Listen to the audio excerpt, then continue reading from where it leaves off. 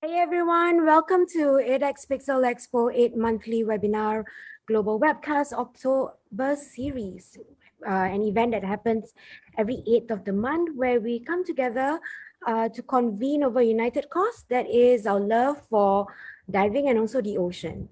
So in conjunction with World Octopus Day, let's kick off with the In Conversation session together with David Strike and his guest session for today. So before we proceed to the session indeed, please allow me to introduce the moderator of this session. He is a former instructor, trainer, and also a certifier with a background in military, commercial, recreational, and technical diving. David Stride has authored several hundred dive-related articles, the ADEX Ambassador for Technical Diving, Pioneer. He is also a recipient of the ADEX Lifetime Achievement Award and a fellow of the Explorers Club of New York. So moving to the guest of today's session, he is the man that will be encouraging us all to last for us. Pete Mesley started his diving education in England more than 30 years ago and now is living in New Zealand. Pete is one of Southern Hemisphere's most experienced technical divers and also instructor. With significant experience in leading deep wreck expedition and dedicated to researching, finding, diving, and also photographing shipwrecks, Pete is an accomplished underwater photographer and a member of the Explorers Club of New York. His highly successful dive travel business, Last for Us, and Shock and Awe, big animal diving excursions, is focused on taking experienced divers to specialized dive locations worldwide. Herewith, without any further ado, please allow me to pass this session over to David. David, over to you. Nora, thank you. So, Pete, welcome. That's the longest introduction I've ever had in my life, and now I'm starting to feel like what Simon Mitchell feels like when he gets introduced. You know, normally I'm like, oh, yeah, this is Pete. You know, he's here to talk. Thanks, Nora, for that self-embellishing introduction. I really appreciate it. Well, it's Pete. You really have. You've got the sort of CV that a lot of people in diving would absolutely envy. So we'll touch on some of the bits going through, but I want to start right at the very beginning, how you got into diving. But you learned to dive in Rains Park. Yeah. What were you doing in Rains Park? Oh, sorry, for the benefit of those that are not familiar, Rains Park is in south of London, or South London sort of suburb. So. Oh mate, it was like, obviously I've had the love of water for, you know, since I was knee high to a grasshopper, you know. But it wasn't until I left school and I spent a couple of years in Northern Ireland, and I began a trade as a painter and decorator, and we moved over from Belfast to London in search of work, and I ended up catching up with a couple of mates of mine from school. And so we were sort of like flatting together as you normally do when you got no money. You just end up having like 15 people to a 2-bedroom house, you know. And so my mate was Kelly was walking out the door one night, and I said, where you going? And he goes, oh, I'm doing a dive course. And I said, whoa, hang about there, son. I says, how come you didn't tell me about it? He says, well, I'm telling you now. So I said, do you mind if I come along? He goes, yeah, man, no worries. So so we went over to the first pool session, and that was a dive shop called White Horses in Rains Park. And the guy that you know, I turned up that night, and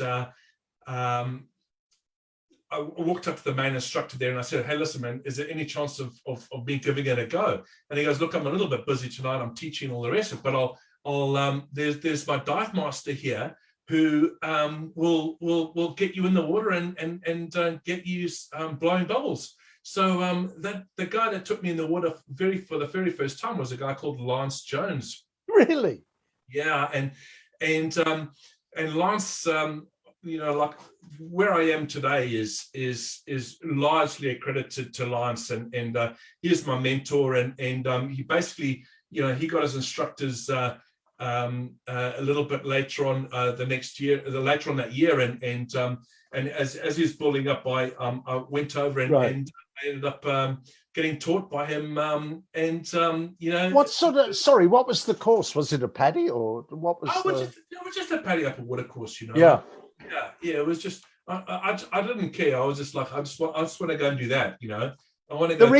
The reason I got fascinated by Rains Park, as an aside, I was born in Epsom, just sort of a couple of train stops away, and a mate of mine one day, he used to play for rugby for Rains Park Old Boys, and that coming weekend they were short of a man, and he said, "Would you care to play?" And I said, "Oh yeah." I said, "What do I have to do? I've never played rugby union." So he said, "Just sort of, if you get the ball, sort of run up the field, and if someone else grabs the ball from the other side, hit them." And I thought, well, this is a great activity. So I used to play for them. That's why I was interested in the Rains Park bit. But how long did you stay in London for? Strikey, were you in the scrum? Because being a Navy boy, you would have liked to be I was around. I was in the second row. That's funny, that, Mate. Yeah. It was good. So how long did you stay there? Then later, so you qualified as a diver. Yeah, so basically, I jumped into the water with Lance, and then I just knew that was for me, and I walked up to the instructor and I said, "Listen, mate, look, I want to become an instructor. What is the pathways for me to become an instructor?" And this guy said to me, he says, "You know how many people a week tell me that," and all the rest of us. I said, "Look, I really want to make this my career," and basically, I've been seeing a girl who is now my wife of like 31 years. We've been together, and Kim, I went home and I said to Kim, I said, "Look, I'm going to be diving every weekend. So, if you want to see me on the weekends, you better learn how to dive," because anyway, she's still with me. So she's obviously, she needs a medal in something, fortitude, or in, just being a patient person, So and then you wound up, you went to Cyprus. Yeah. So like, obviously, I was just, all gear, full steam ahead, and all the rest of it. And I looked at the instructor programs, and the next instructor course was going to be 6 or 8 months time in England. And I thought, oh no, I'm ready for it now, and all the rest of it. And I had a look in the calendar, and it says instructor development course in Paphos in Cyprus. So I thought, why not? So I got on a plane, I headed over to Paphos, and ended up, my course director was Mark Caney.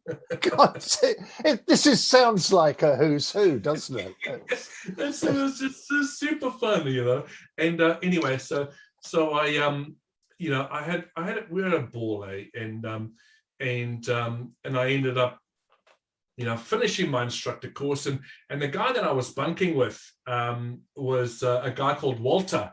Walter Polder, and he actually owned a dive store over the hill in a place called Latchi, he was more experienced than all of us young kids put together. And I was like 20 years old, so at the end of the day, he wasn't successful on his instructor course because he was a Dutch boy, and he didn't really understand English that well, and he failed on the standards exam, and so he was a bit gutted, and we were all thinking, oh my goodness, this guy is he was way better diver than all of us put together. And so anyway, well, it would end up being an advantage to me, because he says, look, I'm running a dive school and I don't have an instructor, because I was meant to be that instructor. And he says, would you like to come and work for me? So I got on the phone to Kim and I said, hey, pack your bags, you're coming over to Cyprus. So we ended up spending some time in Cyprus. So how long did you stay there for, Pete? Not long, about a season, about 8 months, 8 or Right. 9 months. Yeah. And then you went to the Red Sea? Yeah, well, that was actually that was beforehand, before I became. Right. So we went and camped out in I spent about another season, about 8 or 9 months in just north of Dahab. We went and sat in Dahab there for a while, and ended up camping on a beach in a tent in front of the canyon. We would wake up every morning, and those were the days where the Bedouin village in Dahab was an actual Bedouin village, and there was a few dive stores, obviously in Nama Bay, just a little bit further in Sharm el Sheikh, and there were quite a few dive stores there already, but in Dahab there were about 4. And in the canyon, there was the canyon. There was nothing there except for a few corner posts for where they were building the hotel, and then there was a brick, like a concrete room, which had a compressor in it, and we would go dive in the blue hole in the canyon every morning. It was in the blue hole. Yeah, mate. That's the really sort of deep. For want of a better term, the deep and deadly sort of blue hole, isn't it? Yeah. Even back in the day, like that would have been, I don't know, about 1990, and even then there was a wall. Like you'd walk into the place and there was this big wall full of dead people's names, because and most of them were all dive masters and instructors, because they would just go in there and it was just it's an amazing place. It quite literally is, and we would do, I'm very careful about the stories of what we used to do as kids there, but my goodness, I don't know how the hell we survived. I don't know why my name isn't on that wall, because we would have, right. Pretty stupid stuff. Without landing you in anything, I think we can safely say that you went beyond the 130-foot mark. Yeah, man. So it was like we were. It just sounded like a lot of fun at the time, and it seemed like a good idea. We would like in the blue hole. There's obviously this big hole in the ground, and then you surface swim out to the ocean part, and then there's a place called the saddle, and the saddle just drops down, and if you just drop down inside the blue hole, you drop down to about 65, 66 meters. And then basically there's a big hole and then you swim out through into the open ocean.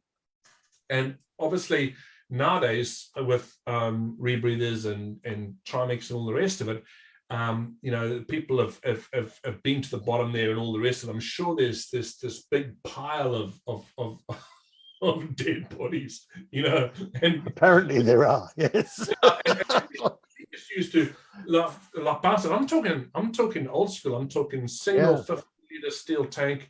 We used to carry 2 3-liter or 3-kilogram weights in each hand, and we would just free fall down.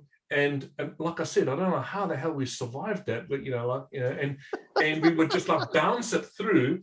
And then we would drift dive back along the wall, and and the taxi driver, the would pick us up, after we finished our deco. It was just madness, So then, sorry, so I got that the wrong way, right? So you've been to Dahab, and then you went to Cyprus to do the instructor thing. Yeah. So what happened after you finished? So you finished working in Cyprus. And then where did you go? So after Cyprus, sort of like went back to England, and my brother was getting married. So like a fool, he asked me to be his best man. And so I said, yeah, no. So I said, look, no worries. And we ended up heading off to South Africa or Zimbabwe, because obviously I'm Zimbabwean, and I go and to my brother's wedding, and we go and spend some time there, and then I went. Kim and myself went to South Africa, where I spent some time on the east coast there, diving off a place called Sodwana Bay, and that's where they find all the coelacanths now, and Right. man, it was just this place is what we call white knuckle diving. It's just an incredible place, and like this place in Sodwana Bay where like basically tractors pull the boats into the water, and they got these I don't know how big they are. They would have been quite big, like 6 or 8 meter double-hulled like cats with twin 225s on the back of them, and there'd be like 8 of us or 10 of us on the boat, and these guys, and we're talking the Indian Ocean, so these are 2 or 3 meter breaking wave sets, and in the bay, the boats would just sit there, and then all of us would just be like on the sides, they're holding on for grim life, and then the skippers, man, these guys were just incredible, and they would watch the sets, and then they would go, and they would go from 0 to 30 knots, and we would be sitting there, and if I was on the starboard side, I'd be looking behind me, and I would see these breaking waves, and then we would like sneak past the break of the wave and then slip over that wave, and we would do that for each wave, and then head out to the dive sites. And on the way home, we would go and do our dives and all the rest of it, and then on the way home, we would just sit on the back of the wave, and we would basically boot it on the last wave break onto the beach, and the boat would be launched about maybe 5 or 10 meters up on the beach, and we would get out onto the sand. It was, I can understand now why you called it white knuckle diving. Yeah, it's just insane, man. And, yeah. and I can't wait to go back. I've got a lot of friends over in South Africa, and just for me to go and dive the coelacanths, and that's. Did you find it? Did you actually sort of see any while you were there? The time I was diving there was all recreational diving. We would it's all drift diving. We would go and dive on a 32 mix or whatever, 25, 30 meters or whatever, and we would just drift dive, and then that would kind of be the extent of it. So I never did any technical diving at all. And then you so you left there, you went to Australia. Yeah. So in that time, Kim's her mate from many years, we went and caught up with them, and then her partner was a paragliding instructor, and he says, "Oh, do you want to give it a go?" And I thought, "Oh, I'll give it a go," and so we went out and we went paragliding, and my goodness, I thought, oh, this is too much. This is too much fun. So I ended up buying a glider, which is still sitting in my garage. It's never been used since. And but we ended up going to Australia, and hence why I'm telling you that story is because we kind of ran out of money. We ran out of money in Aussie, but I I went over to Cairns, and my obviously I wanted a business in the diving industry and all the rest of it, and I wanted to make it my future. And I thought, the Great Barrier Reef, why wouldn't you want to make a future there? And so we went up in there, and what was it? I don't know, 91? No, not 93. It was about 93, and end of 93, early 94, and man, I tell you what, I was super keen, and I was walking up the boulevard there, and there were like a million dive stores on the boulevard. And all I remember was walking, and I'd see signs on the window saying, if you're an instructor, don't even bother asking, and there's no work for instructors, blah blah blah blah, and we all the way down. And I went, oh, okay, look, so we booked in for some diving, and we ended up booking out of a dive operation, and we headed out, and it's probably some of the most disappointing diving I've ever done in my life. It was terrible. It was horrible. And then these were just the inner sort of reefs, I take it. Well, the thing is it's like, I didn't obviously do that much research, and it was on me for that. And I thought, oh, we're going to go and dive the Great Barrier Reef, but it was it was, man, I'll tell you what, after the first couple of days we went, oh man, this is pretty average, and so we didn't want to be that guy, the guy goes, oh, this is rubbish, and I want a better. But anyway, we got talking to the dive guides and befriended them a bit, and they ended up dropping us in their tender around the other side of the reef, and we basically swam back, and that was just some spectacular stuff. And so, long story short, we ended up going, okay, look, this Aussie's not going to work, mate. And so so Kim she'd been away from New Zealand, so she's a Kiwi girl, right? And so Kim says, oh, look, you want to go to New Zealand? And I went, nah, I don't know. What's there, man? I don't know what I know you're from New Zealand, but I don't know anything. Like, as far as in my mind, it was Australia. Well, it's right on the edge of the earth, isn't it? It's over the edge of the earth, mate. Yeah. It's like, it's the furthest place to go from anywhere, but no, man. Like, and the good thing is that obviously some years later, and talking to Simon Mitchell and his good mate Trev Jackson, who runs Spoil Sport. Oh man, I tell you what, Simon came back they went up north. Was it Osprey and and all the rest of it, and I saw some of the pictures there. Oh my goodness, and it just reignited. I've just got to get there, because there's obviously.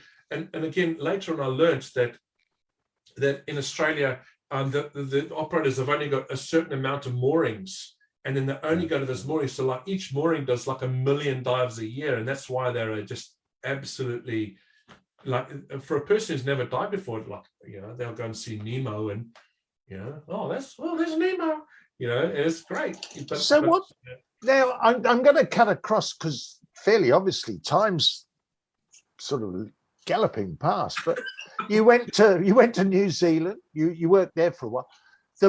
What I'm absolutely fascinated with, you joined the Australian Amateur Rebreather group, the ARG. Oh mate, ARG. Oh, so are you a member? Oh mate, no, but I still that like, obviously I joined ARG, which is the Australian Amateur Rebreather Group, purely out of the fact that I had no money, and I saw that rebreathers was a thing, and this is in 1994, and I saw the writing on the wall, and Drager, like the dolphin, was out, and all the rest of it. 95, I think it was. The dolphin was out, and I thought, oh, I've got to get onto this, and I went over. Like, obviously in New Zealand, it was just me, there's nobody here, and any technical diving or any rebreathers and all the rest of it. So I went over to Aussie, to Melbourne, to Portsea, and I did my dolphin rebreather program, and at the same time I did my Trimix open circuit Trimix course there, and as soon as I got onto the dolphin. And for any of you who know the dolphin, it's a semi-closed circuit, and it's okay, but you know what I mean. I was just like trying to figure out, like, man, there's more things destined for closed circuit, and so I joined the ARG, the Australian Amateur Rebreather Group, because I just wanted to make my own rebreather, my own closed circuit rebreather. and and It's I love the ARGs. They've got a motto. They say never test anything in the pool. You've got to test all of your new all of your new mods to your rebreather in the open water. Which to me, I thought, these guys mean business. and you better explain. I mean, these guys. Everyone was literally. They'd go into a hardware store, would they, and buy up all the bits and pieces and sit late into the night with hammers and pliers and things. Oh, whoa, hold on a second, mate. There's a lot more to it than that, like we glue it first. And then mate, there'd be like 2 weeks of saying to the guys that, the glue that I use, I could taste it for like 3 weeks. So is there any other glue that doesn't leave a residue? It was brilliant, mate. It was. And they did some beautiful sort of dives. The people there. Listen. So you built your own rebreather. Yeah. Out of spare GIs and right. And so basically, I hacked the Dolphin to pieces and made my own. Now I labeled it the Widowmaker, and my wife didn't like that at all, And I called my breather the Widowmaker, and this thing was a fridge, an absolute fridge, and a massive thing, and at that time. Again, we start seeing these retrends. I thought, hey man, I'm going to put 7-liter steels on my back. That's going to be a fantastic idea. And I did 6 months of that. And I thought, nah, mate, my back is not going to last. My diving career if I do that. And it's funny how things. So what happened? So obviously you left the Widowmaker behind and moved on to. Wow, it was in fact I dived I did about 500 hours on this thing, and really? and I ended up diving Niagara on the Widowmaker, and we were doing in fact I think I've got, I don't know, let me see if I've got a picture of this. And for the benefit of people that may not be familiar with it, the Niagara was a gold ship, wasn't it? Carrying gold, sunk off New Zealand, hit a mine or torpedoed or. Yeah, it hit a mine, in the 1940s, and it's sitting in 125 meters of water now. Now the Widowmaker, which is that thing there, that was 100% pure manual breather. So if I didn't push the button to put O2 in it, there would be no O2 in it at all, Right. So, it was, and it was a Welshman, Tim Cashman, who actually there was a team like Tim Cashman, Dave Appley, an immensely accomplished diver. So is Tim. Yeah. In Australia, Tim the Welshman. So Tim was living in New Zealand at the time, and it was Tim, Dave, Apps, and myself who were meant to, we were all on the team to dive Niagara for the first time, and we spent a couple of weeks waiting for a weather window, and I just had to get back to work. And the day that I got back to work, there was like a 6-hour weather window, and Tim and Dave. Really, quite rightly, which is great. They managed to get on Niagara and dived it for the first time. So since that was I think it was 2000. I think because there's still supposed to be about 5 bars of gold were never recovered, were they? So they claim 4. Oh, right. What happened to the other one? I thought there were 5, Pete. Well. Listen, if I joke about it, but if I actually got that gold bar, do you think I'd be talking to commoners like? No, but it's when you were so adamant that there were only 4. Yeah, no, mate, I'm kidding. But, so After the Widowmaker, you then progressed into other areas, AP. Yeah, that was Tim Cashman, because Tim turned up with this yellow box, and I'm going, whoa, that's a bit flash. Everything is all hidden inside, and everything looks clean and awesome. And yeah, I started, I ended up selling one of my kids' kidneys off, and it was great, and they only need one, so I ended up buying an inspo, and because obviously I couldn't start teaching people to dive on the Widowmaker, could I? So I moved over to the inspo, and just such a solid unit, I just absolutely loved it, and it's what I used up until about 3 years ago, and then because I mean you really are very passionate, and it's come through over the years. Rex, what first sort of drove you to that interest in Rex?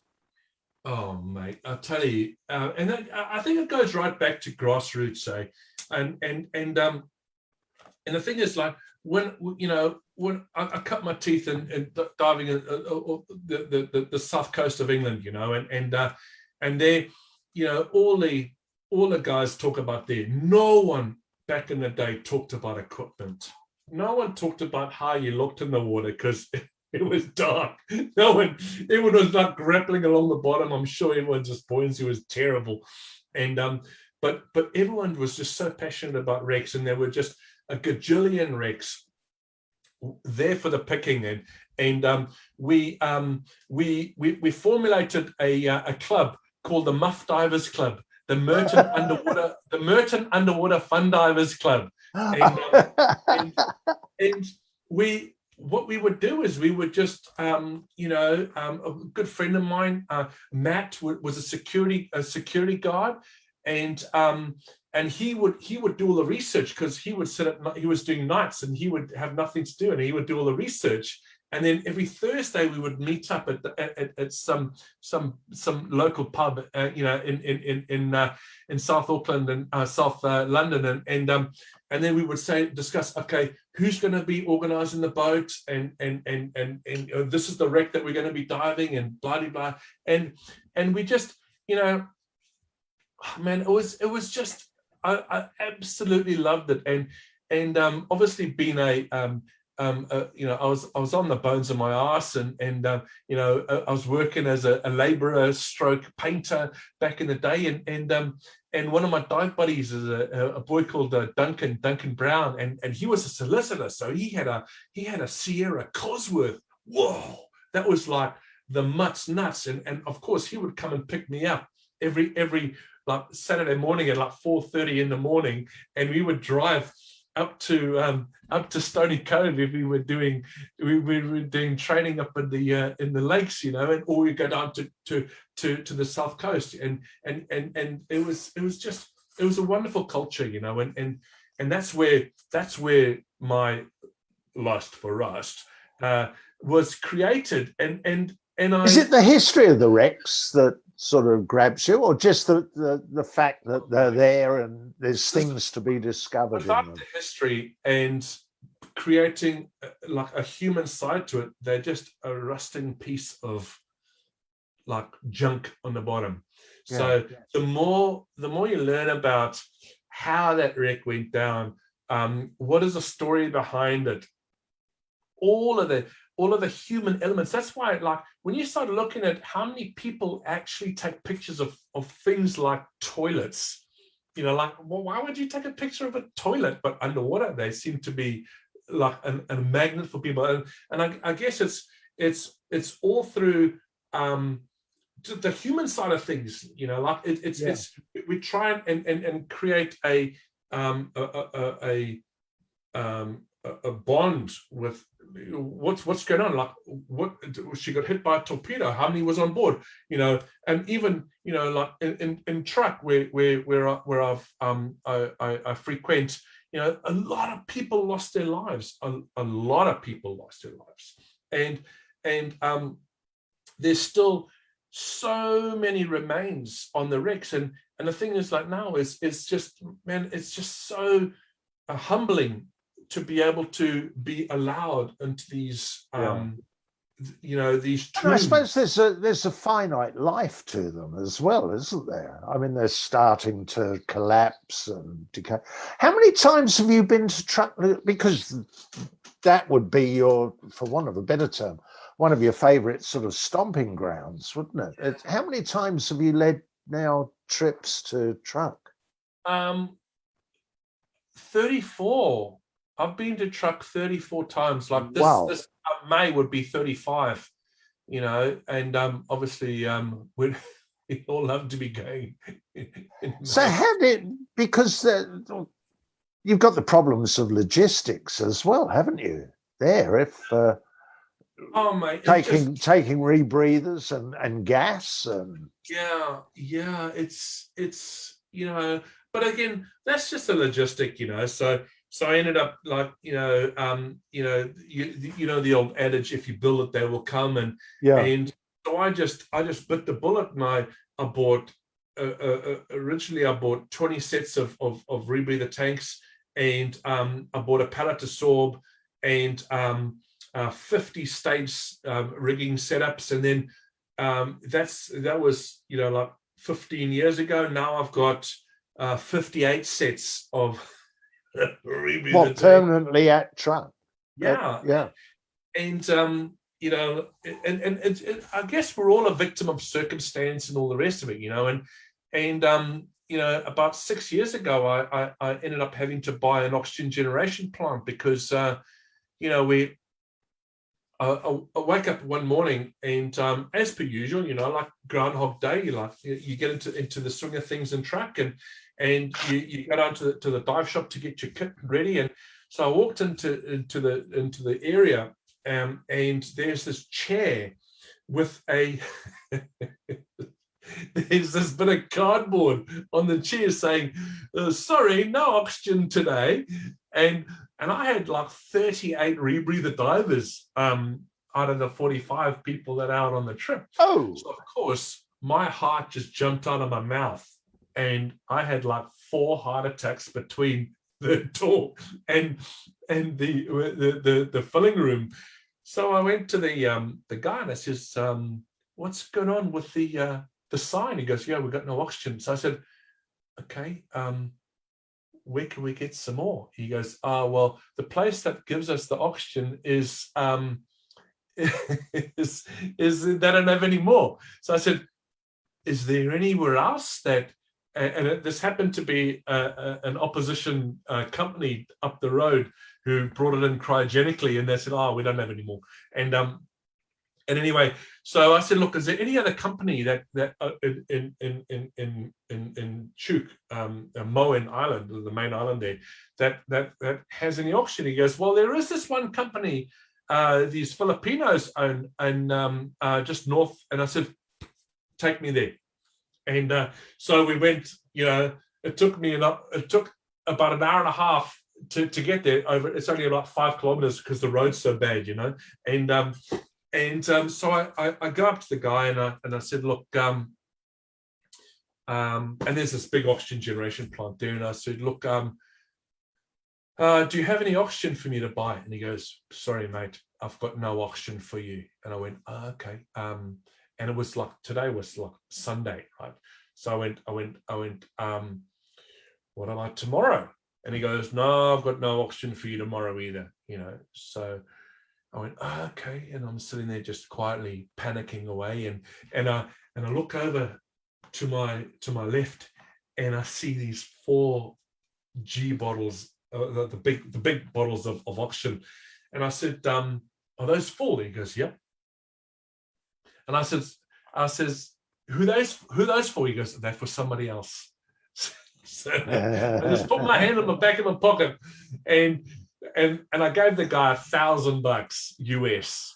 Whoa! And he says, you can take them. and so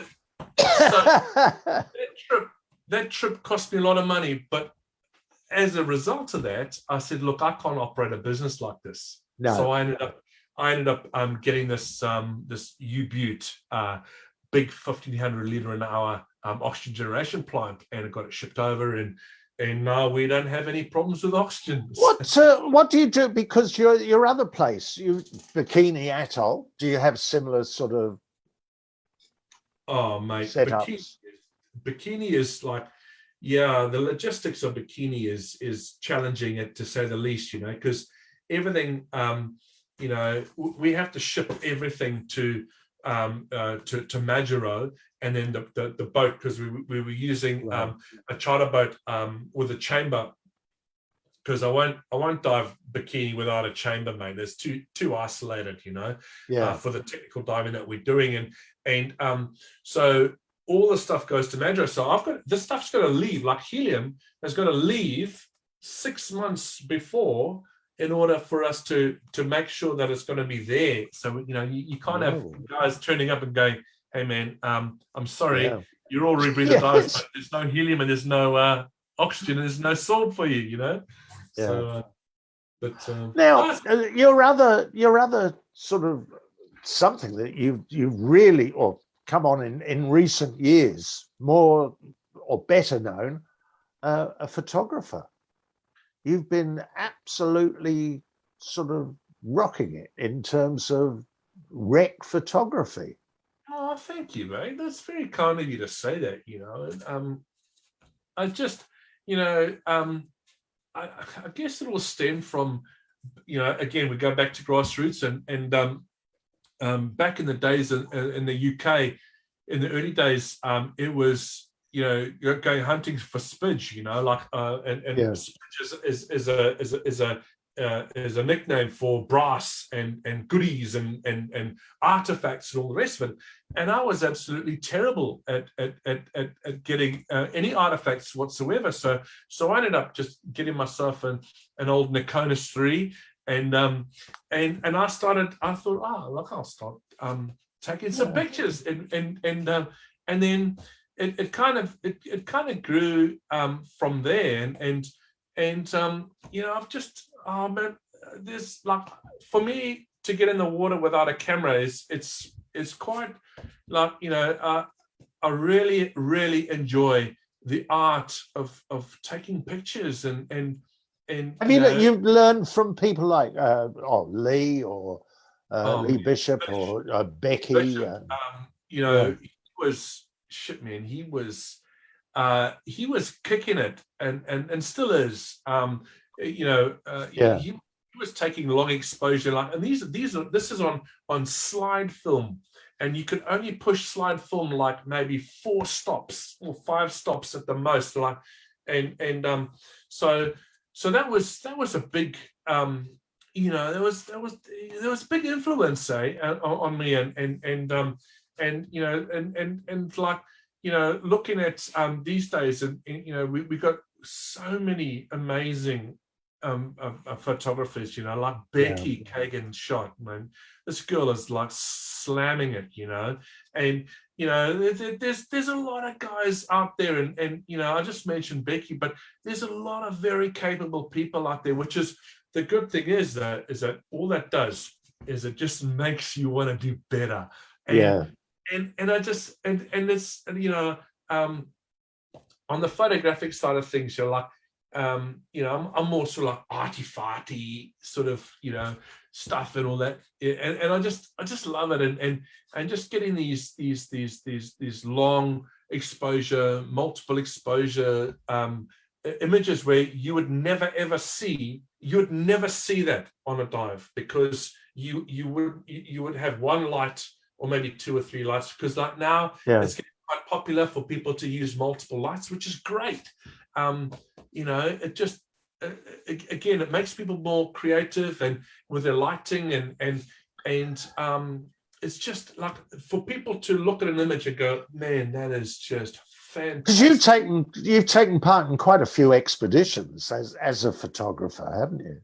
And of course you've been in some of the really great expeditions. There was I suppose the one that springs instantly to mind is the Britannic. It was, Again, mate, I'm kind of been very lucky in the fact that you know, when you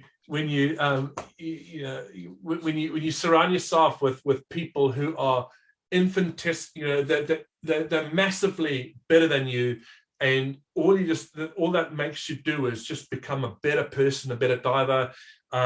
Socially, these people are just incredible human beings, and we have a lot of fun, but at the same time too, you know, just doing some amazing and fantastic expeditions. And I really don't like that word, because everyone uses that word all the time, but it's just, you know, diving in places and experiencing new things, and it's just, you know, I love the culture, and part of teaching and all the rest of it is trying to help nurture people into that culture, and for it to grow, and that's the cool thing about this industry, is that, you know, there's a few egos, we've all got a few egos and all the rest of it, you know, but in general, man,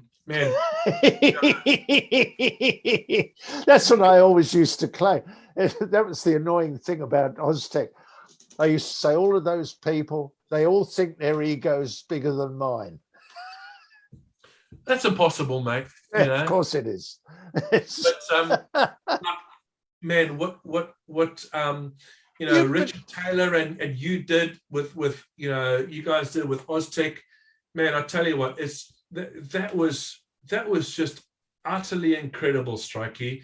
And you know, and again, like for Richie Taylor and you to have the insight to bring people together, and you must feel pretty proud, mate, because you know, it's one of the most enjoyable periods that I've had.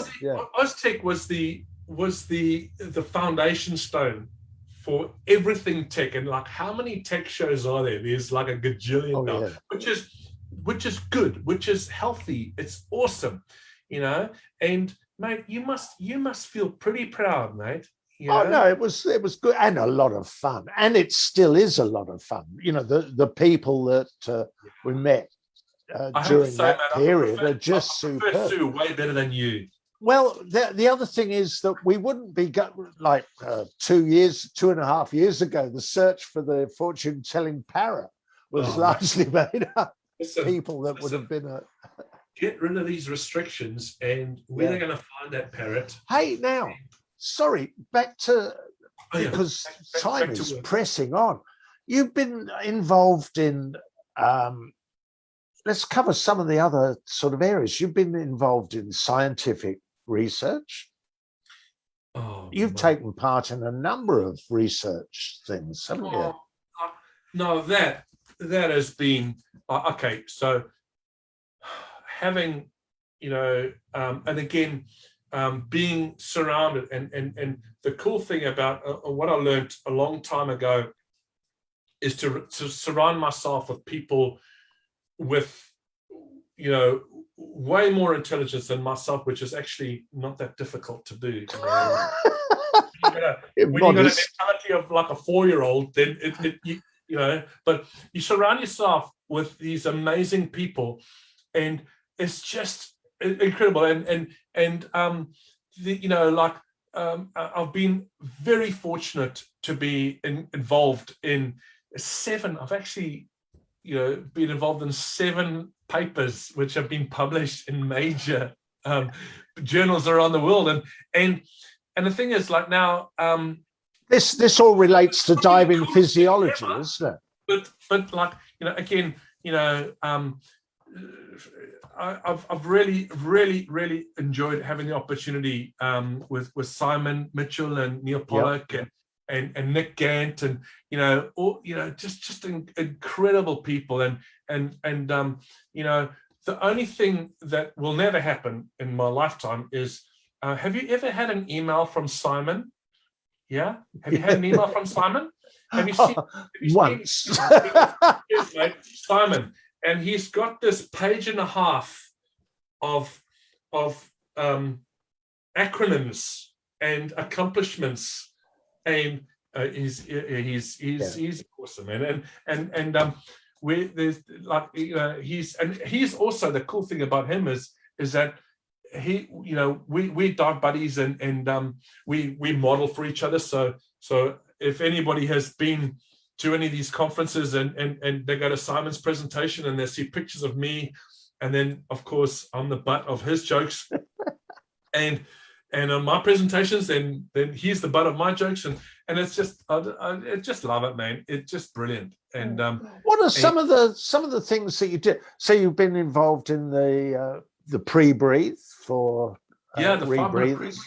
that was the initial one, which is really cool, like, because the whole point of it is, all we have with this technology, and the cool thing is that we got innovators and we've got pioneers, who information at cutting edge technology, which is 20-25 years ago, and they're like, now the only thing that can change is how we can like prove it to be correct, or we can say, well, hey, listen, man, that's actually not quite true, because we've done some research, and we've scientifically proven it, and just, that's, for me personally, that's been a wonderful journey, and a privilege, because again, like Simon will tell a story about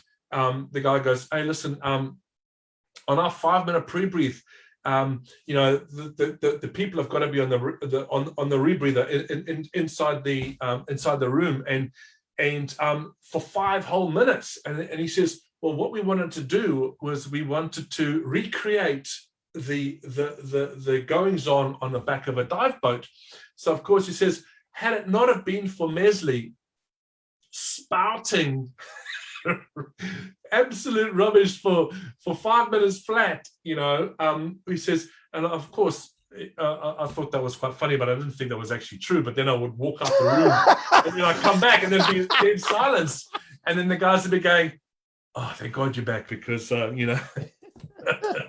yeah, what's the other, apart from the pre-breathe, you've done one arterial gas? Oh mate, this is the latest one with Dave Mullins, and doing arterial blood gas on freedivers, and that was just incredible, mate. What's actually involved? What was actually involved, and what was the? In fact, that was something awesome, and I think, like, so Dave Mullins is one of the world's leading freedivers, and there's a guy,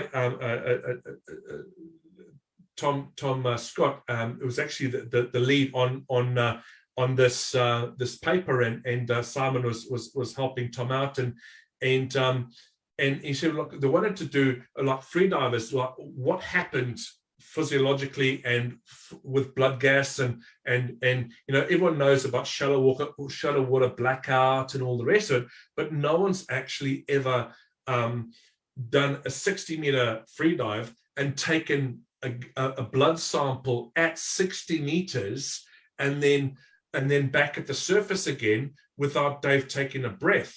And it was just like watching the whole thing unravel was like, it was just incredible. And so like now Simon and myself, like I was in charge of documentation and taking video and stills, all the rest of it. So we would go down and so we would go down to the bottom, and what Simon would have done previously was he put in an arterial line in Dave Mullins' wrist, right? So he put an arterial line into his wrist, and they developed these 2 syringes. So one syringe, when Dave got to 60 meters, Simon would take a sample. So like Dave would get down to 60 meters and then wait there while Simon is like getting his trim organized and looking at, and I'm only kidding, you know. Like Simon was one of the most accomplished divers on the planet, you know, and then Simon would take the sample, and then Dave would basically spin back to the surface, and then before he could take a breath, now this is just like a ruthless, eh? So before he could take a breath, Tom would actually take the next sample, Right. and then Hannah and Xavier on the surface would actually measure the blood gas sample at the surface. So it's, oh mate, Was there marked sort of differences? I mean, you know, I would have thought there was absolutely no sort of difference. Right? Yeah. So So now, incredible experience. apart from all the scientific stuff, you've dabbled in caves as well. So you've got Jill to take you cave diving. Oh, mate, I tell you what, I resisted the ride for decades. And I thought, you know, like wet rocks. Wow, come on, man. Like come on. If I've dived every wreck in the world, then maybe I'll give it a go. And it was actually, it was it wasn't really caves that got me into cave diving. It was I wanted to do some mine diving, take some photos in these mines in Europe, and they just looked like fun, eh? And so I called a mate of mine and I said, "Hey, Jill, can you sort me out?" She goes, "Yeah, man, no worries. Look, no worries." It says, "Look, how far do you want me to go?" I says, "Look, the safe word is mummy, right? So you just push me as far as you can go until I give you the safe word." And then, but man, she's like that woman. I've got so much respect for her. She's just like, okay, she's, you know, she's an amazing human being, but tough as nails in the water, man. She is like titanium. She's amazing, and so she took me through my cave course, but not just the other thing too was it wasn't just the skills, because that was fun, you know. Like I invested like maybe $15,000 before that in upgrading my instructor ratings and all the rest, and I learned absolutely nothing from that money that I spent. But with Jill, it was more spiritual. It was more talking about the cave and how things flow, and you know, like it was an amazing. She is the most inspirational figure, isn't she? Oh, mate, she's like she's a wonderful human being, and man, I'll tell you what, it was that was a lot of fun. That was now because we're getting perilously close towards the end, but you're also involved in filmmaking. So one of your latest sort of activities has been working with Cameron, isn't it? Jim and me go way back. Yeah. Yeah. Really? Right. No. But yeah, like man, I tell you what a privilege, eh? Like so a mate of mine. This is the latest Avatar movie. Yeah, this is Avatar 2 and 3, which were being filmed. 2 and 3. Oh yeah, I don't know whether I'm allowed to say it, or I'll get like killed and murdered in my sleep or something. Yeah, 2 and 3. Well, let's just go with 2 at the moment, then Avatar 2. Yeah, what a like. So a mate of mine, John Garvin, who he's a notable person on the planet for Dust Productions, you know, and so he gave me a shout and he says, "Look, do you want to be a part of it?" And I said, "Yeah, man, that sounds awesome." And so I had to send him like a check for $10,000 cash. I'm joking. And so we ended up doing a shoot down in Wellington, and it was a lot of fun. Like you know, completely different. Like we spent like 14 hours a day in a swimming pool. You know, 2.5 million liter swimming pool, 5.5 meters deep by about 18 meters wide, 12 meters wide, whatever it was, massive big thing. and we would spend up to 14 hours a day in this bloody pool, you know. So after that, you know, I'm glad to Whoa. destroy When, the when whole does set it? It hasn't been released yet, has it? no, I think next year, early next year. Right. Two. There's 5. So there's like, man, I tell you what, like Avatar, the original is still one of my favorite movies of all time, and obviously like Avatar 2 and 3 is set completely underwater. Everything is underwater, and having a small insight to how they do that, and it's all in 3D, and honestly, I cannot wait. Like the effects, and again, Cameron is not an easy guy, man. He's like, we you know what goes on tour stays on tour. We don't talk about Fight Club, all the rest of it, but he expects and demands 100% perfection 100% of the time, and you'll see that in the movie, man. You'll see that it's just ridiculous, and I was like very, very, very fortunate to see a small snippet, and it's going to blow everyone's pants off. It's all like 3D underwater, and it's, you know, just expect some awesomeness out of it, you know. It's going to be, that's one of the things to look forward to when all this current spate of lockdowns finishes, being able to go back to the cinema we're all again. going to be done with that, mate. That's January next year, I think. And the big thing, of course, the big thing when all the lockdowns finish is getting to Singapore and hunting down the fortune-telling parrot. Mate, we had a small but quick crew. Next time we need a few more teams to. Yes. We need a few teams to run. I've been watching SAS Australia, so right. missions and tactical missions. But Pete, that really has been that's been superb. I'm so pleased you were able to make it. And man, you know, thanks for having me on. You know, like you get somebody like me talk about themselves. We could talk about ourselves for hours, right? For days. me.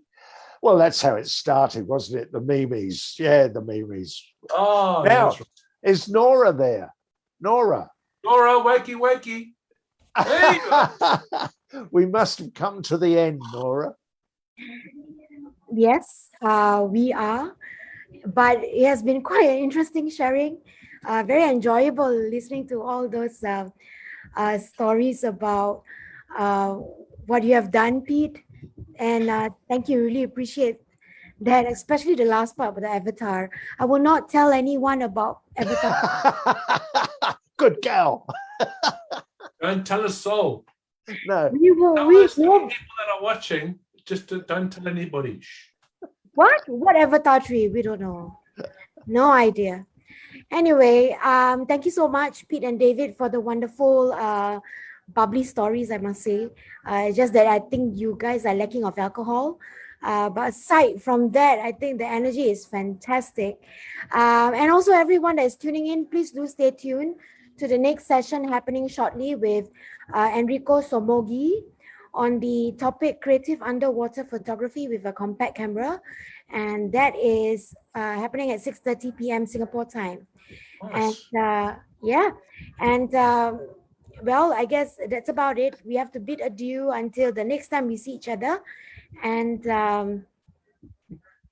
thank you, Nora. So, and thank you, Peter. Thank you, Nora. Thank you, El France. And we'll speak to you soon. Bye. Bye.